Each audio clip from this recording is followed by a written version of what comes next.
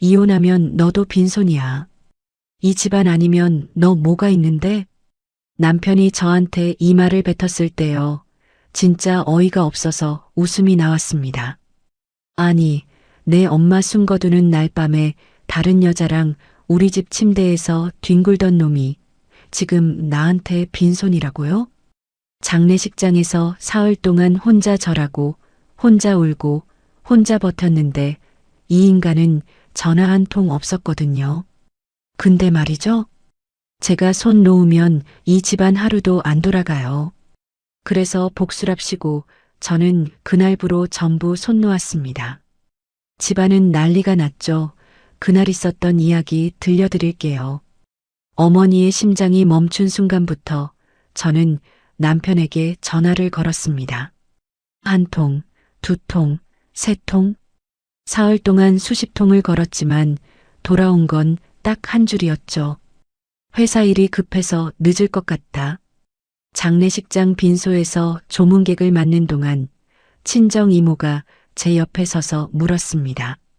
정아야, 사위는 도대체 어디 있는 거니? 장모가 돌아가셨는데 얼굴을 안 비추면 어떡해? 이모가 국화꽃 향이 배인 손으로 제 팔을 잡으며 말했습니다.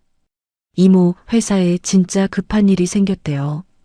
올 수가 없는 상황이래요. 저는 고개를 숙이며 대답했습니다. 남편 대신 사과하는 게 이번이 처음은 아니었지만 어머니 영정사진 앞에서 하는 변명은 목구멍에 가시처럼 걸렸죠. 사흘째 되는 날 밤 마지막 조문객이 돌아가고 장례를 모두 마쳤습니다.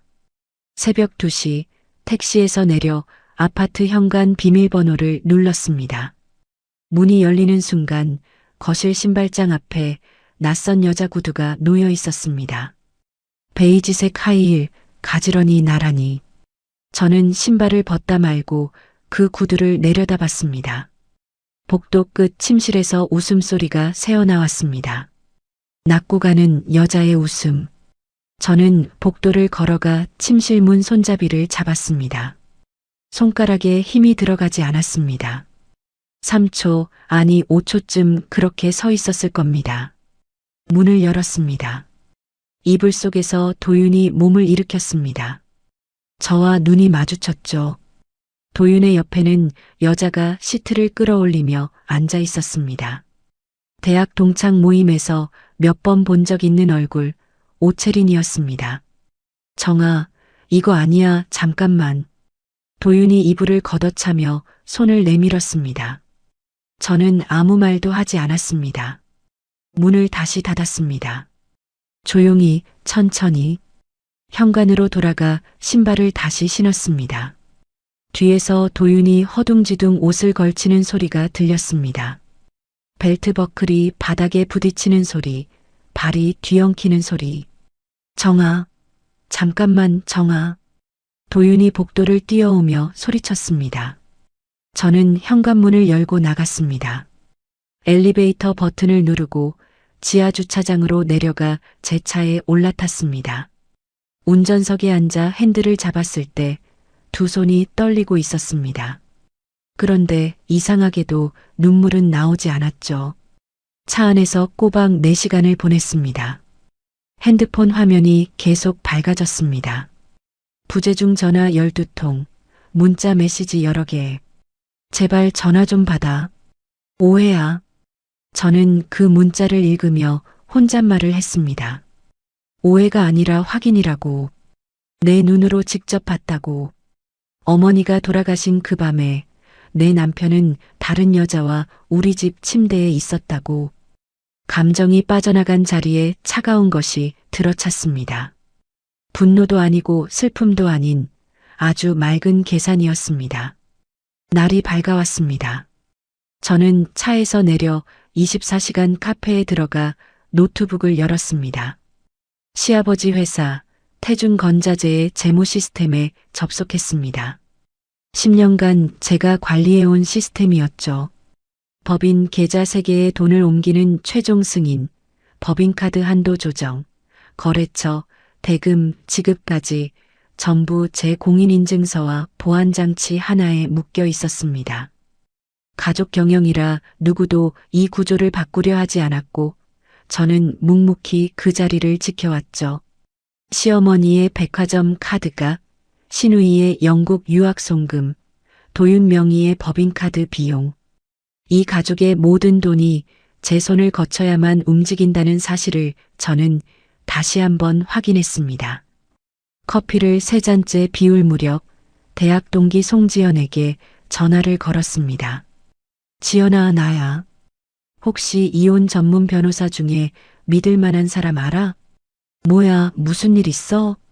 지연이 잠깐 숨을 멈췄다가 물었습니다. 나중에 얘기할게. 일단 소개만 해줘. 알겠어. 문자로 바로 보낼게.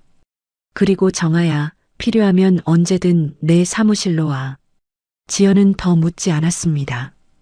그게 고마웠죠. 오전 9시 저는 아무 일도 없었다는 듯 회사에 출근했습니다.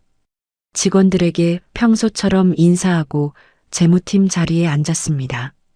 상무실 쪽에서 도윤이 힐끗 쳐다보는 시선이 느껴졌지만 고개를 돌리지 않았습니다. 점심시간에 도윤이 제 책상 앞으로 왔습니다. 넥타이 매듭을 만지작거리며 목소리를 낮췄죠. 정아, 오늘 저녁에 둘이 얘기 좀 하자. 바빠서 어려울 것 같아. 저는 모니터에서 눈을 떼지 않은 채 대답했습니다. 도윤이 몇 초간 서 있다가 돌아가는 발소리가 들렸습니다. 퇴근 후 저는 집으로 가지 않았습니다. 친정어머니의 빈 집으로 갔습니다. 어머니가 쓰시던 방에 앉아 유품을 정리하다가 서랍 깊숙한 곳에서 적금 통장 하나를 발견했습니다. 통장 사이에 작은 메모지가 끼워져 있었죠. 정아야, 힘들면 쓰렴.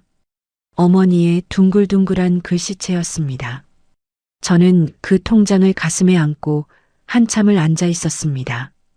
이 돈만큼은 절대로 시댁돈과 섞이게 두지 않겠다고 어머니에게 약속했습니다. 다음 날 아침 출근길 차 안에서 지연이 보내준 번호로 전화를 걸었습니다. 박세진 변호사입니다. 안녕하세요.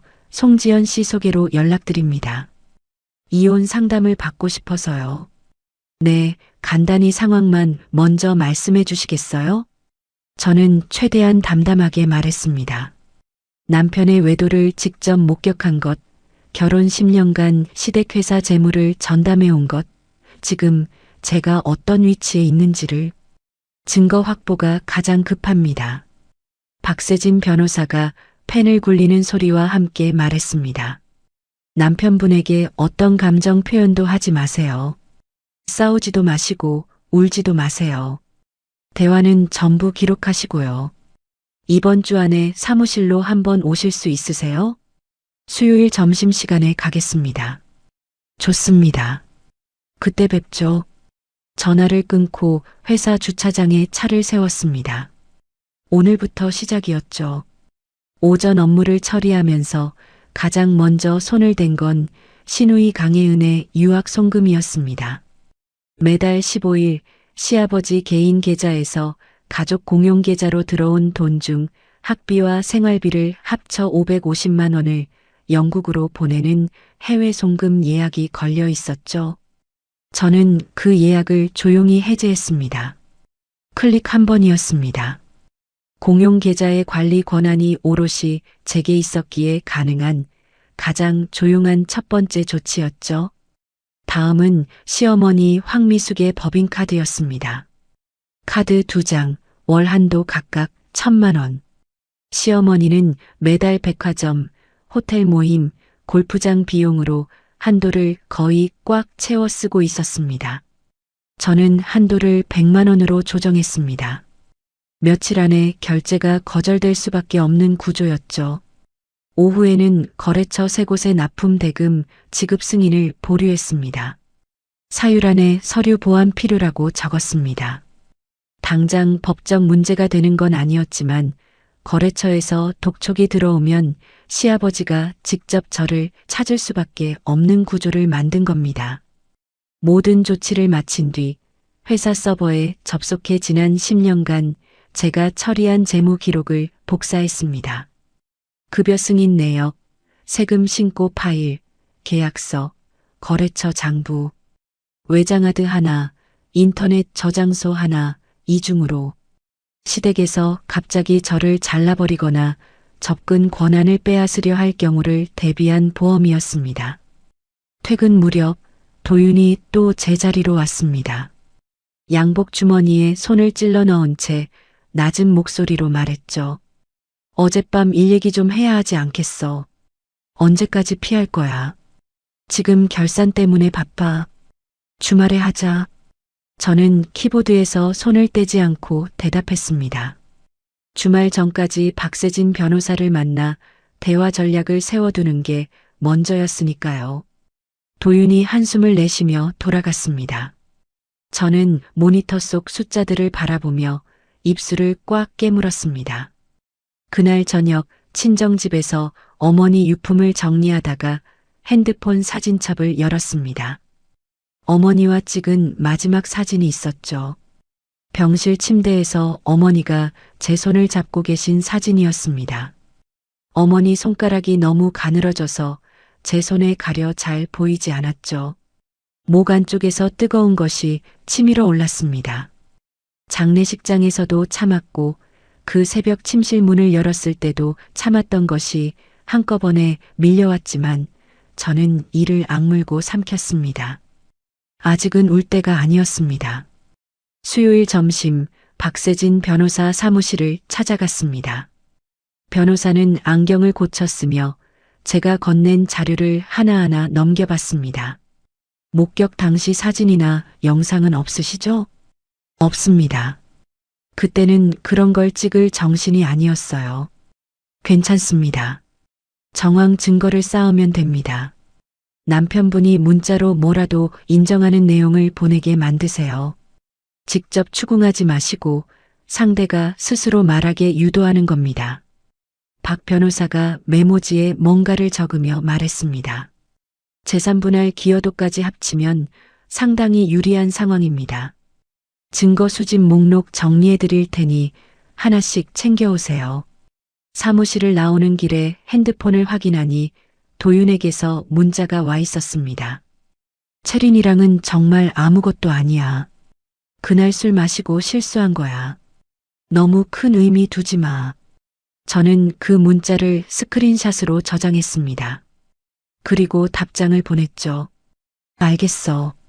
주말에 천천히 얘기하자. 박 변호사의 조언대로 상대가 방심하게 만드는 것이 먼저였습니다.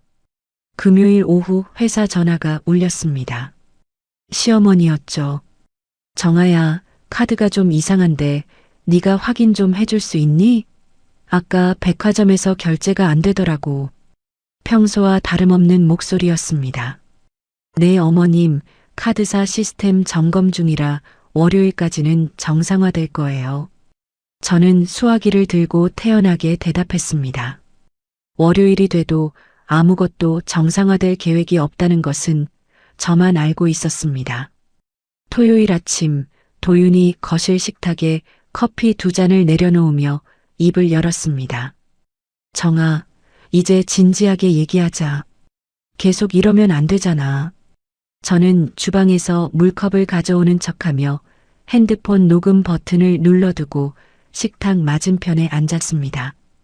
그래, 말해봐. 도윤이 커피잔을 양손으로 감싸며 말했습니다. 그날 채린이가 동창 모임에서 술을 너무 많이 마셨어. 택시도 못할 정도로 취해서 어쩔 수 없이 데려온 거야. 진짜 그게 다야. 그러면 왜 둘 다 이불 안에 있었어? 저는 일부러 목소리를 낮게 유지했습니다. 도윤이 커피잔에서 손을 떼며 잠시 입을 다물었습니다. 손가락으로 식탁 모서리를 톡톡 두드리다가 대답했죠. 나 원래 잠잘 때 에어컨 세게 틀잖아. 채린이가 춥다고 해서 이불 덮어준 거야. 그게 전부라니까. 저는 고개를 천천히 끄덕였습니다. 그랬구나. 그 2마디만 했습니다. 이 황당한 변명이 전부 녹음되고 있다는 사실이 저를 차분하게 만들어줬죠. 도윤의 어깨가 눈에 띄게 풀어졌습니다. 제가 더 따지지 않으니까 안심한 거였습니다. 나 오늘 골프 약속 있어. 저녁까지는 올게. 도윤이 의자를 밀며 일어섰습니다. 저는 커피잔을 들어 한 모금 마시며 고개만 끄덕였죠. 현관문이 닫히는 소리를 확인한 뒤 저는 곧장 도윤의 서재로 들어갔습니다. 책상 서랍부터 열었습니다. 서류 파일 사이에 끼워진 작은 상자 하나가 손에 잡혔죠. 열어보니 커플 팔찌였습니다. 남자용과 여자용이 나란히. 서랍 안쪽을 더 뒤졌습니다. 호텔 영수증 2장이 나왔습니다. 날짜를 확인했죠.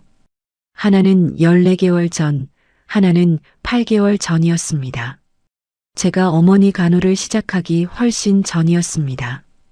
영수증 밑에 접힌 편지 한 통이 있었습니다. 보고 싶다로 시작하는 짧은 글이었죠. 글씨체는 여자의 것이었고 끝에 작은 하트가 그려져 있었습니다. 저는 전부 사진으로 찍어 별도 저장소에 올렸습니다. 서랍을 원래대로 닫고 서재를 나왔습니다. 심장이 빠르게 뛰었지만 손은 떨리지 않았습니다. 월요일 아침 출근하자마자 격리 보조 김대리가 다급한 얼굴로 제 책상 앞에 섰습니다. 팀장님, 3일 철강에서 전화 왔는데요. 납품 대금이 아직 안 들어왔다고 항의가 심해요. 김대리가 메모지를 내밀며 말했습니다. 서류 검토가 좀 늦어지고 있어.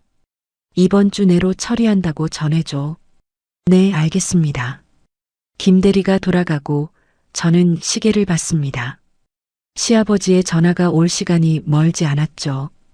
예상대로 그날 오후 시아버지 강태준 사장이 직접 재무팀으로 내려왔습니다. 양복상의 단추를 풀며 제 책상 앞에 서서 물었죠. 정아 씨, 3일 철강건 왜 아직 처리가 안 됐어? 새로 바뀐 감사 기준에 맞춰서 지출 서류를 다시 확인하고 있습니다. 빠르게 마무리하겠습니다. 시아버지가 고개를 갸우뚱하며 저를 잠깐 바라봤습니다. 빨리 처리해. 거래처 관리 소홀하면 안 돼. 그 말만 남기고 돌아갔습니다. 같은 날 저녁 영국에서 신우이 강혜은의 국제전화가 왔습니다. 언니, 이번 달 생활비가 안 들어왔는데 확인 좀 해줄 수 있어? 귀찮다는 듯한 말투였습니다. 은행 해외 송금 쪽에 지연이 있는 것 같더라. 확인해 볼게. 응, 빨리 좀 부탁해. 전화를 끊었습니다. 화요일 시어머니에게서 다시 전화가 왔습니다. 이번에는 목소리가 달랐죠. 정아야, 백화점에서 또 카드가 안 됐어. 친구들이랑 같이 있었는데 계산대에서 거절당했다고. 내가 얼마나 창피했는지 알아? 시어머니의 목소리가 떨리고 있었습니다. 짜증을 넘어선 불안이 섞여 있었죠. 어머님, 카드사에 다시 확인해 보겠습니다. 빨리 좀 해줘. 이게 뭔 일이니 대체. 전화를 끊고 저는 모니터를 바라봤습니다. 균열이 벌어지기 시작한 거였죠. 수요일은 회사 직원 급여일이었습니다. 제가 최종 승인 버튼을 누르지 않으면 전 직원의 급여가 나가지 않는 구조였죠. 저는 오전 내내 승인을 보류했습니다. 지급 시한을 넘기면 법에 걸린다는 걸 알고 있었기에 넘기지 않는 선에서 시간을 끌었습니다. 오후 2시 총무팀장이 시아버지에게 보고했고 강태준 사장이 다시 재무팀으로 내려왔습니다. 이번에는 걸음이 빨랐죠. 정아 씨, 급여 왜 안 나갔어? 직원들 난리야. 시아버지가 제 책상 앞에 서서 목소리를 높였습니다. 사장님, 따로 말씀드릴 게 있습니다. 급여는 지금 바로 처리하겠습니다. 대신 이번 주 금요일까지 사장님과 단독으로 미팅 시간을 주십시오. 시아버지가 눈을 가늘게 뜨며 저를 봤습니다. 몇 초간 침묵이 흐른 뒤 고개를 한번 끄덕이고 돌아갔죠. 저는 곧바로 급여 이체 승인 버튼을 눌렀습니다. 그날 밤 핸드폰을 확인했습니다. 도윤 7통, 시어머니 4통, 신우이 3통, 부재중 전화가 총 14통이었습니다. 카카오톡 알림이 줄줄이 쌓여 있었죠. 시어머니, 정아야 전화 좀 받아. 신우이, 언니 진짜 뭐 하는 거야? 도윤, 집에 좀 와. 저는 알림창을 하나하나 확인만 하고 답장하지 않았습니다. 친정집 어머니 방 책상에 앉아 노트북을 열고 박세진 변호사에게 보낼 증거 자료를 하나씩 정리했습니다. 밤이 깊어가는 동안 핸드폰 화면은 계속 밝아졌지만 저는 고개도 돌리지 않았습니다. 목요일 오전 회사 로비에서 엘리베이터를 기다리고 있었습니다. 문이 열리려는 순간 시어머니 황미숙이 로비 한쪽에 서 있는 게 보였죠. 정장 차림에 핸드백을 양손으로 꼭 쥐고 있었습니다. 저와 눈이 마주치자 시어머니가 성큼 다가왔습니다. 정아야, 엄마 왔어. 커피 한 잔만 하자. 시어머니가 제 팔을 잡았습니다. 손에 힘이 잔뜩 들어가 있었죠. 이건 가벼운 수다가 아니라 추궁이라는 걸 바로 알 수 있었습니다. 회사 근처 카페에 마주 앉았습니다. 시어머니가 아메리카노를 시키며 먼저 말문을 열었죠. 요즘 일이 많아서 힘들지? 어머님 장례 치르고 나서 많이 지쳤을 텐데. 쉬엄쉬엄 해도 돼. 시어머니가 냅킨을 접으며 걱정하는 표정을 지었습니다. 괜찮습니다, 어머님. 밥은 제대로 먹고 다니는 거야? 얼굴이 말랐네. 저는 커피잔을 들어 한 모금 마시며 고개를 끄덕였습니다. 시어머니의 위로가 어디로 향하는지 알고 있었으니까요. 10분쯤 그런 이야기가 이어졌습니다. 날씨, 건강, 식사. 커피가 절반쯤 줄었을 때 시어머니의 표정이 바뀌었습니다. 입꼬리가 내려가고 눈이 날카로워졌죠. 근데 정아야, 솔직히 물어볼게. 카드도 그렇고 예은이 송금도 그렇고 도대체 무슨 일이야? 돌려 말하지 말고 솔직히 말해봐. 시어머니가 커피잔을 테이블에 내려놓으며 단도직입적으로 물었습니다. 저는 커피잔을 천천히 내려놓았습니다. 시어머니의 눈을 똑바로 봤죠. 어머님, 제가 장례식 끝나고 새벽에 집에 갔을 때 도윤이가 다른 여자와 침대에 있었습니다. 시어머니의 얼굴이 굳었습니다. 3초쯤 아무 말도 없었죠. 눈동자가 미세하게 흔들리는 게 보였습니다. 그게 무슨 소리야? 도윤이가 그럴 리가 없어. 네가 잘못 본 거 아니야? 시어머니가 핸드백 손잡이를 움켜쥐며 고개를 저었습니다. 오채린이라는 여자입니다. 대학 동창이고요. 호텔 영수증 날짜를 보면 제가 어머니 간호를 시작하기 훨씬 전부터 만나온 것 같습니다. 제가 이름과 정황까지 말하자 시어머니의 태도가 달라졌습니다. 놀란 표정이 사라지고 그 자리에 차가운 것이 깔렸죠. 그래서 뭐 어쩌자는 거야. 남자가 실수 한 번 할 수도 있는 거지. 그걸로 집안을 이렇게 뒤흔들어? 시어머니가 테이블 위에 손을 짚으며 말했습니다. 저는 그 말을 듣는 순간 확실히 알았습니다. 이 사람에게 며느리의 고통은 처음부터 고려 대상이 아니었다는 걸요. 정아야, 이건 우리 집안 안에서 조용히 처리할 문제야. 네가 이러면 회사도 위험해지고 너한테도 좋을 게 없어. 시어머니가 목소리를 한 톤 낮추며 제 손등을 눌렀습니다. 어머님, 저는 10년 동안 이 회사 재무를 책임져 왔습니다. 그 10년 동안 제가 받은 건 남편의 외도하고 장례식에 얼굴도 비치지 않은 무관심이었어요. 이걸 망친 건 저가 아니라 아드님입니다. 시어머니의 입술이 얇게 떨렸습니다. 뭔가 더 말하려다 입을 다물었죠. 카페 안에 잠깐 무거운 침묵이 내려앉았습니다. 시어머니가 핸드백을 집어들며 자리에서 일어났습니다. 시간을 좀 줘. 내가 도윤이를 불러서 얘기해 볼 테니까 경거망동하지 마. 저는 고개만 끄덕이고 돌아섰습니다. 시어머니가 할 일은 아들을 혼내는 게 아니라 이 상황을 덮을 방법을 찾는 거라는 걸 확신했죠. 회사로 돌아와 자리에 앉은 지 30분도 안 됐을 때 도윤이 상무실에서 재무팀으로 걸어왔습니다. 걸음이 빠르고 어깨가 잔뜩 올라가 있었죠. 제 책상 앞에 서서 허리를 숙이며 속삭이듯 말했습니다. 엄마한테 무슨 소리를 한 거야? 사실을 말했을 뿐이야. 저는 모니터에서 눈을 떼지 않고 대답했습니다. 도윤의 얼굴에서 분노보다 공포가 먼저 스치는 게 보였습니다.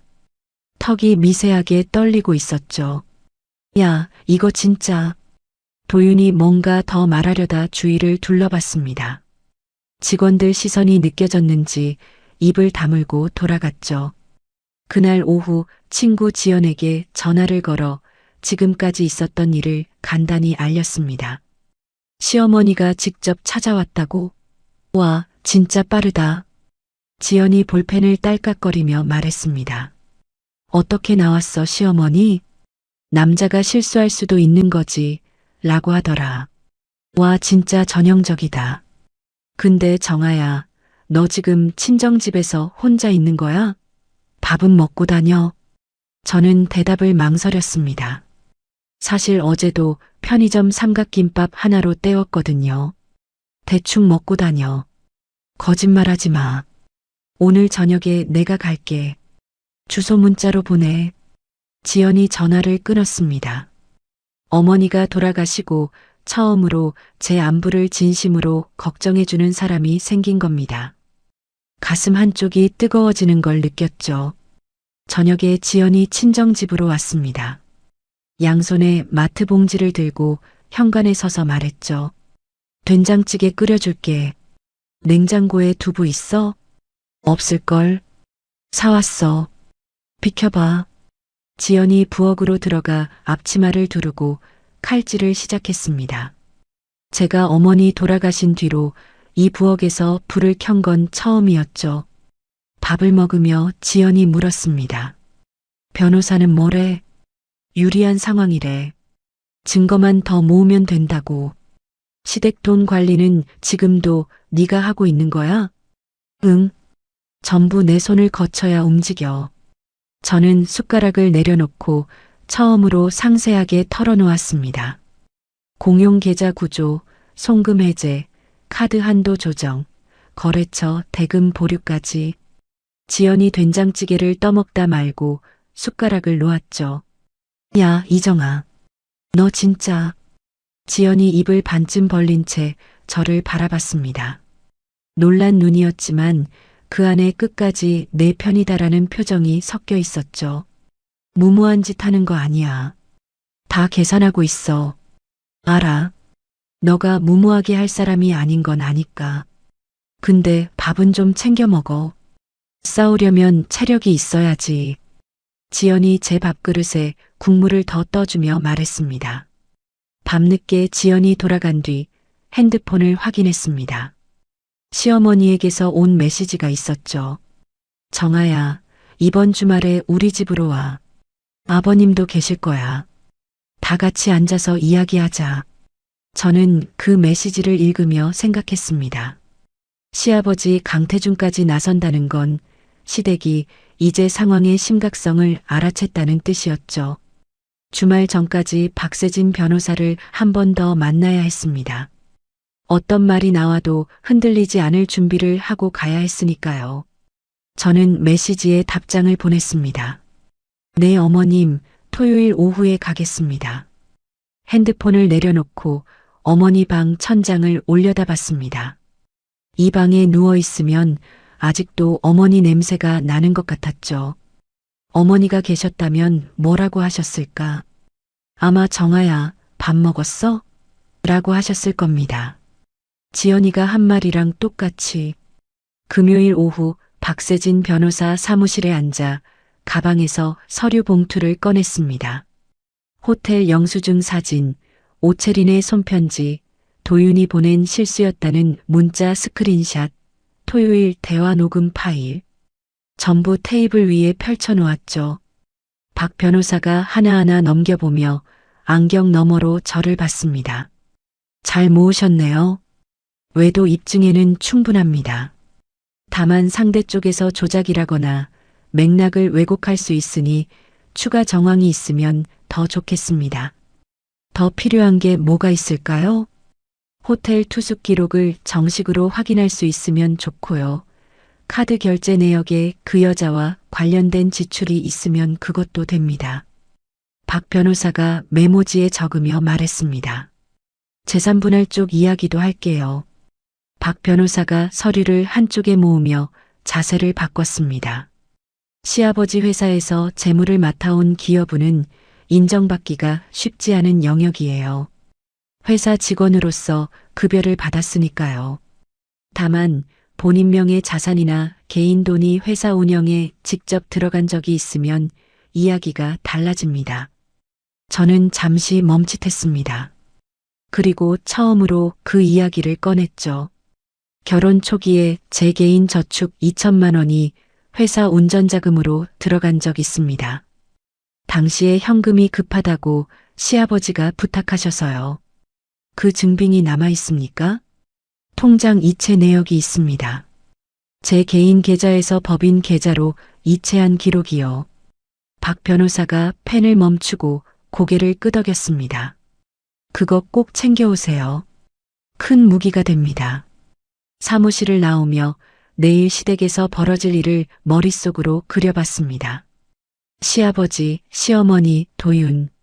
셋이 나란히 앉아서 저를 압박할 거라는 건 뻔했죠. 하지만 이번에는 빈손으로 가지 않을 겁니다. 토요일 오후 시댁집에 도착했습니다.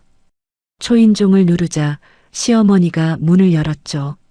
평소 같으면 어서 와라고 했을 텐데 오늘은 아무 말 없이 고개만 까딱하며 거실을 가리켰습니다.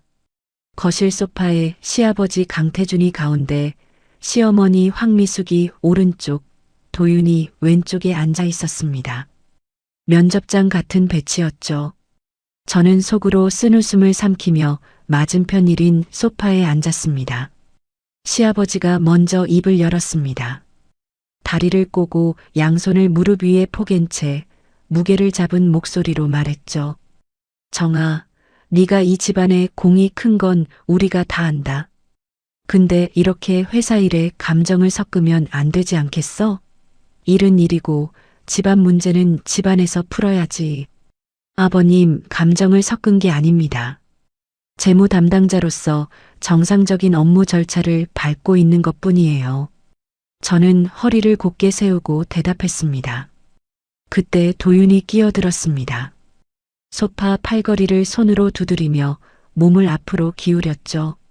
정아, 나 진심으로 말하는 건데 채린이랑은 진짜 아무 사이 아니야. 네가 그날 본 건 오해에서 비롯된 거라고.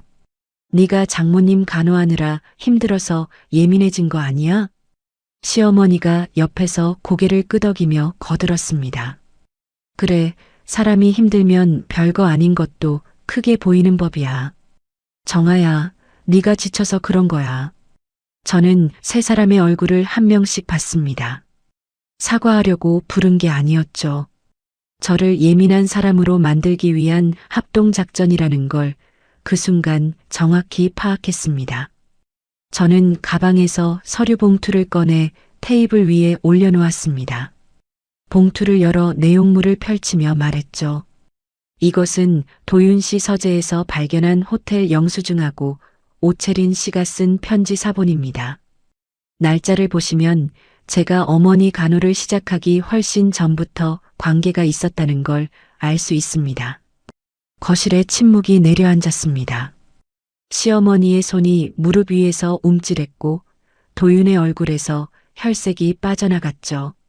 저는 이 순간부터 의도적으로 도윤을 도윤 씨라고 불렀습니다. 그 호칭의 변화를 시어머니가 먼저 알아챘죠. 시어머니의 눈이 미세하게 커졌다가 다시 좁아졌습니다. 시아버지가 영수증을 집어들었습니다. 날짜를 확인하며 턱을 한번 만졌죠. 그리고 도윤에게 고개를 돌리며 낮은 목소리로 물었습니다. 도윤아, 이게 뭐냐? 도윤의 입술이 벌어졌다, 닫혔다를 반복했습니다. 아, 아버지, 그건 그때 회사 미팅이 있어서. 호텔에서 회사 미팅을 해? 시아버지의 목소리가 한 톤 올라갔습니다. 도윤이 더듬거리며 시선을 바닥에 떨어뜨렸죠. 시어머니마저 이번에는 아들을 감싸지 못하고 입을 다물었습니다. 몇 초간 아무도 말하지 않았습니다. 시아버지가 영수증을 테이블에 내려놓고 가볍게 한숨을 내쉬며 입을 열었죠. 정아, 내 심정 이해한다. 근데 지금 당장은 회사를 정상화하는 게 급하지 않겠어?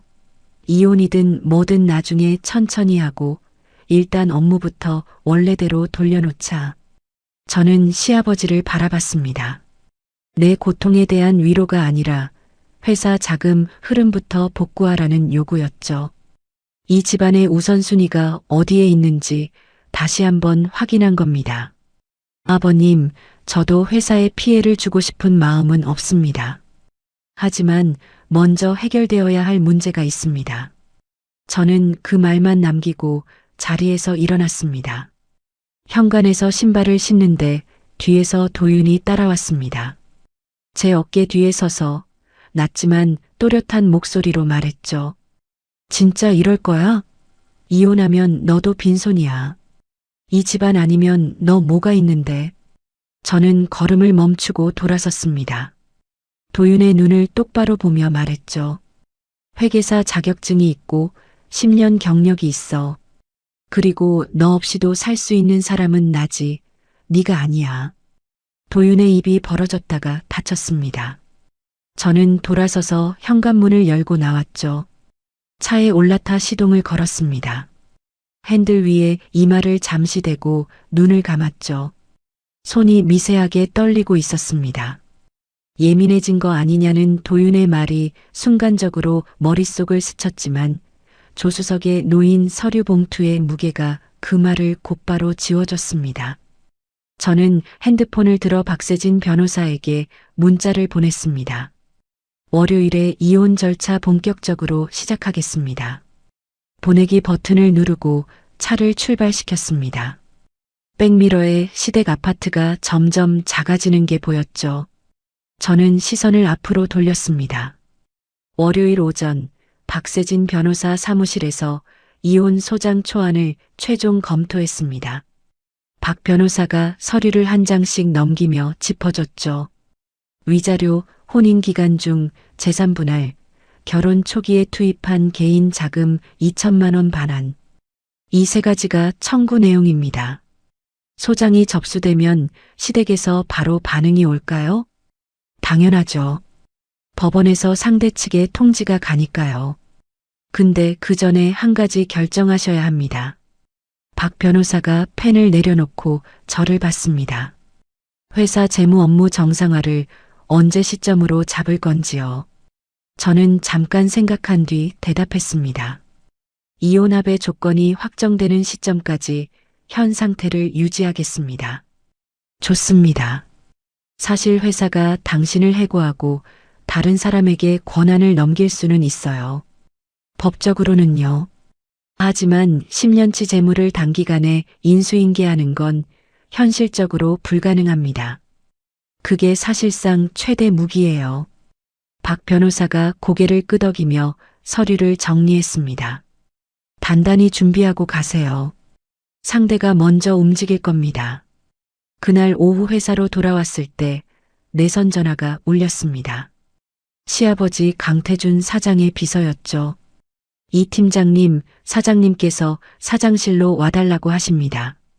사장실 문을 열자 강태준 옆에 낯선 남자가 앉아 있었습니다. 회사 고문 변호사였죠. 양복 안주머니에서 명함을 꺼내 건네며 가볍게 고개를 숙였습니다. 강태준이 책상에 팔꿈치를 짚으며 입을 열었습니다. 정아 씨, 단도직입적으로 말할게. 개인적인 문제하고 회사 업무는 분리하자. 지금 네가 하고 있는 건 업무 방해로 해석될 수도 있어. 강태준의 목소리에 처음으로 법적 압박의 무게가 실려 있었습니다. 고문 변호사가 옆에서 서류 한 장을 꺼내 테이블 위에 올려놓으며 말했죠. 이 팀장님, 회사 입장에서는 정상적인 업무 수행을 요청할 수밖에 없습니다. 이대로 계속되면 법적 조치를 검토할 수 있는 상황이에요. 저는 미리 준비해둔 서류철을 가방에서 꺼내 테이블에 올려놓았습니다. 사장님, 이것은 지난 10년간 제가 처리한 세금 신고, 급여 이체, 거래처 계약 장부의 전체 기록입니다. 강태준의 시선이 두꺼운 서류철에 멈췄죠. 만약 저를 업무에서 빼시면 인수인계에 최소 2달이 걸립니다. 그동안 이달 말 법인세 중간 납부하고 다음 달 거래처 대금 결제가 전부 지연됩니다. 고문 변호사가 강태준 쪽으로 몸을 기울이며 작은 목소리로 말했습니다. 현실적으로 당장 대체 인력을 구하기 어려운 건 맞습니다. 강태준의 턱이 굳어졌습니다. 손가락으로 책상을 2번 두드린 뒤 저를 똑바로 보며 물었죠. 그래서 내 조건이 뭐냐? 이혼 소장은 이미 준비되어 있습니다. 도윤 씨와 합의로 마무리하되 위자료하고 재산 분할에 대한 제 요구 조건을 수용해 주시면 회사 업무는 인수인계 완료 시까지 차질 없이 처리하겠습니다. 강태준이 의자 등받이에 기대며 팔짱을 꼈습니다. 구체적인 금액을 말해봐. 저는 박 변호사와 사전에 산출한 금액을 말했습니다. 위자료, 재산분할 기여분, 개인 투입금 반환을 합산한 총액이었죠. 이 금액은 그동안 쌓인 판례하고 혼인기간 기여도를 기준으로 산출한 겁니다. 강태준의 표정이 변하지 않았습니다. 하지만 제가 다음 말을 덧붙이자 눈꺼풀이 미세하게 떨렸죠. 재판으로 가면 회사 재무자료가 공개 심리에 올라갈 수 있습니다. 공개 심리라는 말에 강태준의 손가락이 멈췄습니다. 고문 변호사도 펜을 쥔 손을 내려놓으며 강태준을 바라봤죠. 사장실에 무거운 침묵이 깔렸습니다. 강태준이 한숨을 한번 내쉬더니 말했습니다. 오늘은 여기까지 하자. 검토해 보겠어. 저는 고개를 숙이고 사장실을 나왔습니다. 복도를 걷는데 도윤이 앞에 서 있었습니다. 벽에 등을 기대고 있다가 저를 보자 몸을 일으켰죠. 아버지한테 돈 얘기까지 한 거야? 네가 만든 상황이야. 저는 그 말만 하고 도윤을 지나쳐 걸었습니다. 뒤에서 도윤이 뭔가를 중얼거렸지만 걸음을 멈추지 않았죠. 그 주 수요일 강태준의 비서에게서 전화가 왔습니다. 이 팀장님, 사장님 말씀 전합니다. 팀장님이 제시한 금액의 70%를 수용하겠다고 하셨고요. 대신 회사에 대한 어떤 정보도 바깥에 내보내지 않는다는 조항을 넣겠다고 하셨습니다. 전화를 끊고 바로 박세진 변호사에게 연락했습니다. 30분 동안 통화하며 역제안을 정리했죠. 금액은 원안 유지, 비밀 유지 조항은 받아들이되 이행 기한하고 위반했을 때 제재 조건을 분명히 넣자고 하세요. 알겠습니다. 그대로 회신하겠습니다. 목요일이 지나고 금요일 오후 강태준에게서 직접 전화가 왔습니다. 제 핸드폰에 강태준 사장이라는 이름이 떴을 때 저는 한번 심호흡을 하고 받았죠. 정아 씨. 네, 사장님. 알겠다. 원한대로 하자. 대신 인수인계는 확실히 해줘. 짧고 건조한 목소리였습니다. 하지만 결혼 10년 만에 처음으로 시아버지가 저를 며느리가 아니라 협상 상대로 대하는 목소리였죠. 알겠습니다. 인수인계 차질 없이 마무리하겠습니다. 전화를 끊었습니다. 책상 서랍을 열어 친정 어머니의 적금 통장을 꺼냈습니다. 통장 사이에 끼워져 있는 메모지를 펼쳤죠. 정아야 힘들면 쓰렴. 어머니의 둥글둥글한 글씨체를 손가락으로 천천히 쓸었습니다.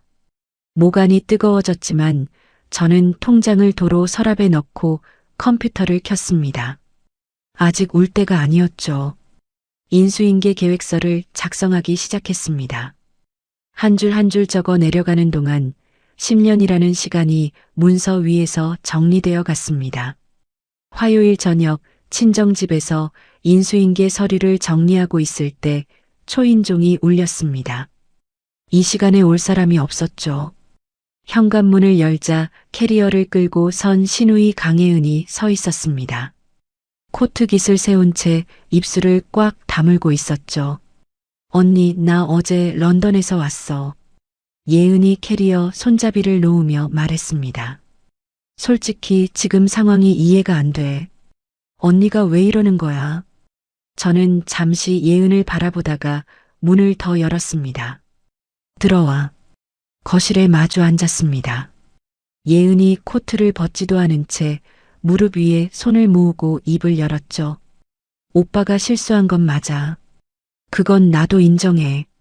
근데 그것 때문에 온 가족을 이렇게 만들어도 되는 거야? 나는 이번 학기 등록금을 못 낼 뻔했다고. 예은의 눈이 붉어지며 글썽거렸습니다. 예은아, 내 유학비가 매달 어디서 나왔는지 알아? 그야 아빠 회사에서. 예은이 말하다가 입을 다물었습니다. 제 눈을 보더니 시선을 바닥으로 떨어뜨렸죠. 저는 노트북을 열어 지난 5년간의 송금 내역을 화면에 띄웠습니다. 예은 쪽으로 노트북을 돌려놓으며 말했죠. 이 계좌 보여? 아버님 개인 돈에서 내가 관리하는 가족 공용 계좌로 들어온 뒤에 내가 매달 직접 해외 송금을 한 거야. 아버님이 직접 하면 번거로우니까 재무 업무의 일부로 내가 도맡아 온 거지.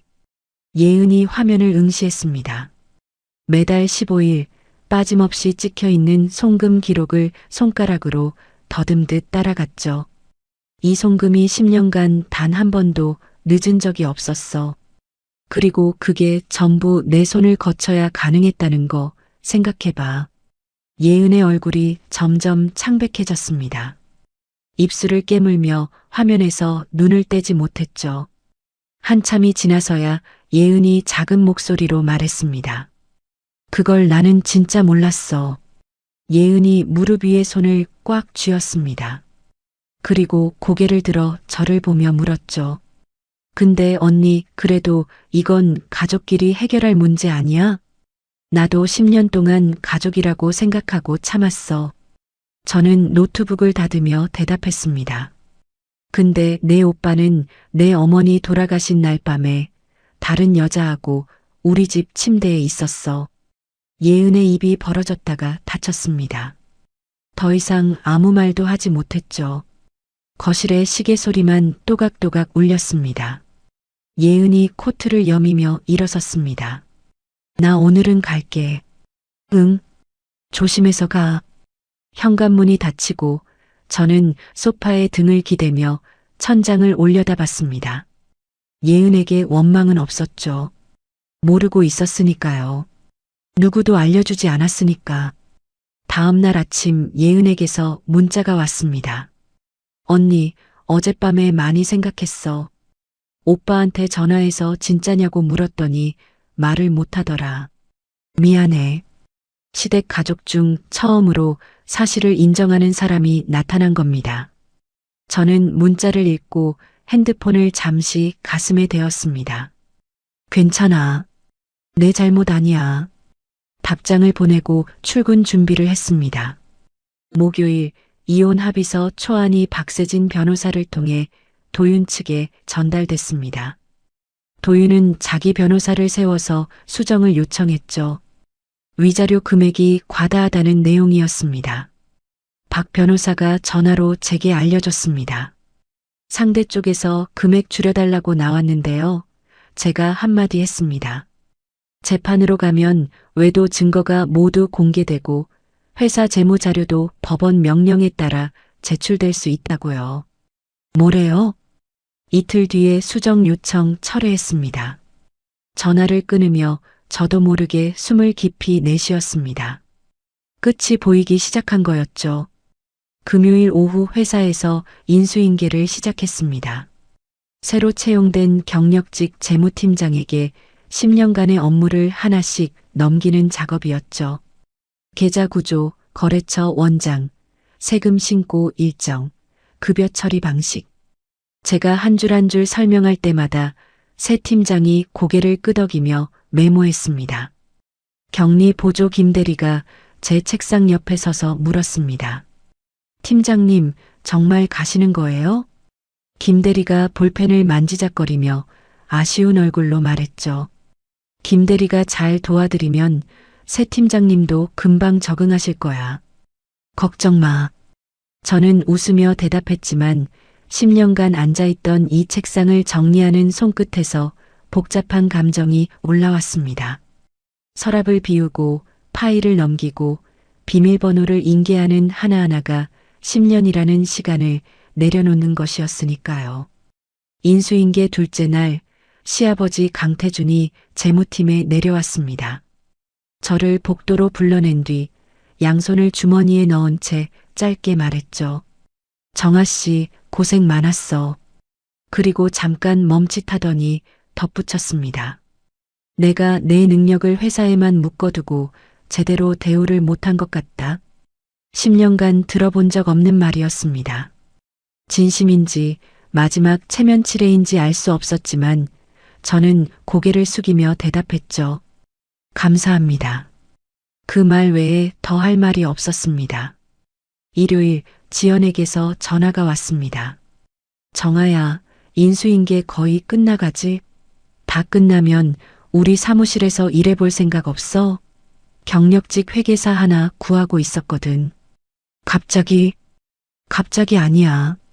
네가 나온다는 얘기 듣고 나서부터 생각하고 있었어. 내 실력이면 바로 투입 가능하잖아. 저는 웃으며 대답했습니다. 생각해 볼게. 전화를 끊고 창밖을 바라봤습니다. 시댁에 기대지 않는 삶의 첫 번째 구체적인 가능성이 열린 거였죠. 마음이 조금 가벼워지는 걸 느꼈습니다. 인수인계 마지막 날, 퇴근 전에 책상 서랍을 비우다가 사진 한 장이 나왔습니다. 결혼 초기에 도윤과 찍은 사진이었죠. 나란히 서서 웃고 있는 두 사람의 얼굴을 잠시 내려다봤습니다. 쓰레기통에 넣으려다 멈췄습니다. 다시 서랍에 넣어두었죠. 미련이 아니었습니다. 그 시절에 내가 틀리지 않았다는 걸 기억하기 위해서였습니다. 서랍을 닫고 가방을 들었습니다. 사무실을 나서며 뒤를 돌아보지 않았죠. 인수인계를 모두 마치고 2달여가 지났습니다. 가정법원에서 이혼 의사 확인 신청을 하고 법이 정한 한 달의 숙려 기간을 보냈죠. 오늘은 법원에서 최종 확인을 받는 날이었습니다. 법원 복도에서 도윤과 마주쳤습니다. 양복을 입고 있었지만 넥타이가 비뚤어져 있었고 눈 밑에 그늘이 져 있었죠. 저를 보자 입술을 한번 달싹거렸지만 아무 말도 하지 않았습니다. 저도 말하지 않았죠. 법정 안에서 판사가 양쪽의 이혼 의사를 최종 확인했습니다. 도윤이 먼저 서명했고 저도 펜을 받아 이름을 적었죠. 이정아 석자를 쓰는 동안 펜촉이 종이에 긁히는 소리가 유난히 크게 들렸습니다. 판사가 확인서를 교부하는 순간 결혼 10년이 공식적으로 끝났습니다. 법정을 나서는데 도윤이 뒤에서 말했습니다. 잘 살아. 저는 걸음을 멈추고 반쯤 고개를 돌렸습니다. 너도. 우리의 마지막 대화는 그 두 마디로 끝났죠.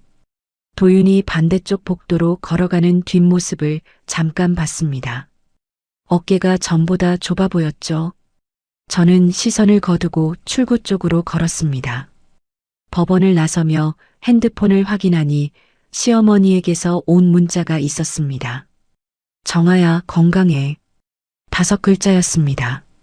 10년간 체면과 통제의 사람이었던 시어머니의 마지막 메시지가 이 5글자라는 게 묘한 여운을 남겼죠. 감사합니다, 어머님. 어머님도 건강하세요. 답장을 보내고 대화방을 나왔습니다. 법원에서 받은 확인서를 들고 곧장 구청 민원실로 향했습니다. 이혼 신고서를 작성해 창구에 제출했죠. 접수 확인 도장이 찍힌 서류를 건네받을 때 창구 직원이 말했습니다. 새 출발 응원합니다. 예상치 못한 한마디에 코끝이 시큰했습니다. 하지만 저는 웃으며 대답했죠. 감사합니다. 서류를 가방에 넣고 구청을 나왔습니다. 차에 올라타 내비게이션에 목적지를 찍었습니다. 경기도 외곽의 공원묘지, 어머니가 계신 곳이었죠. 고속도로를 타고 1시간을 달렸습니다. 창밖으로 5월의 초록이 빠르게 스쳐갔죠. 운전하는 동안 지난 2달여를 떠올렸습니다. 숙려 기간 동안 친정집에서 혼자 지내며 새 직장 준비를 했고, 어머니 유품을 천천히 정리했고, 간간히 예은에게서 오는 안부 문자에 답했죠. 조용하고 고요한 시간이었지만 무너지지 않은 시간이었습니다. 묘지에 도착했습니다. 잔디 위에 놓인 비석 앞에 꽃을 내려놓고 무릎을 꿇었죠. 비석에 새겨진 어머니 이름을 손가락으로 쓸었습니다. 그 순간 참았던 것들이 한꺼번에 밀려왔습니다. 장례식 날도, 배신을 목격한 새벽에도, 시댁과 마주 앉아 대치하는 내내도 꾹꾹 눌러왔던 것들이었죠. 처음에는 소리 없이 눈물만 흘렀습니다. 볼을 타고 턱 끝으로 떨어지는 게 느껴졌지만 닿지 않았죠. 그러다 목 안에서 울음이 터져 나왔습니다. 주체할 수가 없었습니다. 어깨가 떨리고 숨이 끊기고 소리가 새어나왔죠. 산 위의 바람이 그 울음소리를 받아 어딘가로 데려갔습니다. 한참을 울었습니다. 눈물이 마를 때까지 울고 나서 소매로 얼굴을 닦고 비석 앞에 그대로 앉았죠. 엄마, 나 이혼했어. 목소리가 갈라졌지만 계속 말했습니다. 그 집에서 나왔어.